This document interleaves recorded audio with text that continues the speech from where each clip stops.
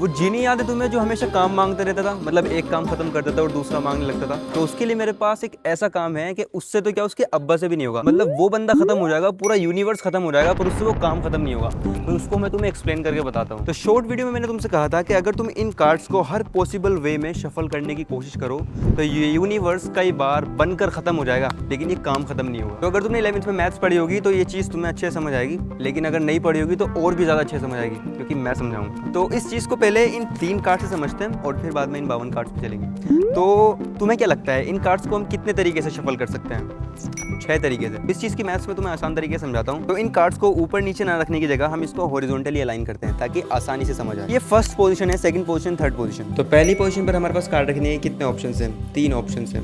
हम एस भी रख सकते हैं, 2 भी रख सकते हैं और 3 भी रख सकते हैं। इसके बाद दूसरी पोजीशन के लिए हमारे पास सिर्फ 2 ही कार्ड्स बचेंगे, इसलिए हमारे पास 2 ऑप्शन है कि हम दूसरी पोजीशन पर कौन सा कार्ड रखना चाहते हैं। और पहली पोजीशन के लिए हमारे पास 1 कार्ड बचेगा। तो हमारे पास टोटल 6 तरीके हैं इन कार्ड्स को शफल करने के लिए। एग्जाम्पल के लिए मान लीजिए हम पहली पोजीशन पर एस रखते हैं, तो हम 2 और 3 को कुछ इस तरह भी अरेंज कर सकते हैं और इस तरह भी अरेंज कर सकते हैं। तो यहाँ से हमारे पास 2 शफलिंग वेज निकल के आते हैं। अब अगर हम पहली पोजीशन पर एस न रख के 2 रख देते हैं तो हमारे पास एस और 3 को अरेंज करने के लिए कुछ 2 इस तरीके के वेज भी निकलते हैं। अब पहली पोजीशन पर एस या 2 को ना रखकर अगर हम 3 रखते हैं तो हमारे पास एस और 2 को अरेंज करने के लिए कुछ इस तरह से फिर से 2 शफलिंग वेज निकलते हैं। तो टोटल हमारे पास 6 तरीके हैं कि हम इन 3 कार्ड्स को शफल कर सकें। 3 times 2 we get 6 shuffling ways. तो अब है हमारे पास 52 कार्ड्स। तो सबसे ऊपर हम कौन से कार्ड को रखना चाहते हैं? इस चीज़ के हमारे पास कितना ऑप्शन है?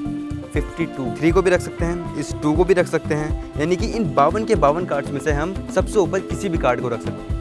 अब क्योंकि वो कार्ड सबसे ऊपर जाएगा तो सेकंड पोजीशन पे रखने के लिए हमारे पास कितने कार्ड्स बचते हैं? 51 कार्ड्स बचते हैं। इसी तरीके से हमारे पास थर्ड पोजीशन पर रखने के लिए 50 कार्ड्स बचेंगे और फोर्थ पोजीशन पर 49 कार्ड्स बचेंगे। और इस तरीके से इन 52 कार्ड्स को शफल करने के लिए हमारे पास कुछ इस तरीके का अरेंजमेंट बन जाएगा। तो अब अगर हम इसको कैलकुलेट करें तो हमारे पास इतने कॉम्बिनेशंस बन के आते हैं, जो कि होते हैं around 8.07 into 10 to the power 67, यानी 8 के बाद अराउंड 67 जीरोस। तो इस नंबर को तो इमेजिन करना भी इम्पॉसिबल सा लगता है। तो चलो इन सब कॉम्बिनेशंस का, सब शफलिंग्स का टाइम निकालने की कोशिश करते हैं। वैसे तुम 1 सेकंड में एक शफलिंग नहीं कर नहीं पाओगे, लेकिन हम मान लेते हैं कि तुम किसी ना किसी तरीके से 1 सेकंड में एक शफलिंग कर लेते हो और हम टाइम कैलकुलेट करते हैं तो इतना वक्त लगेगा। और इस टाइम के सामने यूनिवर्स की एज भी कुछ नहीं है। मतलब अगर तुम इस काम को तब शुरू करते जब बिग बैंग हुआ था और आज तक करते रहते तो तुम तब भी इस पूरे चैलेंज का, इस पूरे टास्क का एसेंशियली 0% ही परफॉर्म कर पाते। तो वैसे तो ये चीज़ें 11th की मैथ्स में पढ़ जाती हैं, पर नॉलेज को उम्र के साथ कैटेगराइज करना ठीक नहीं है।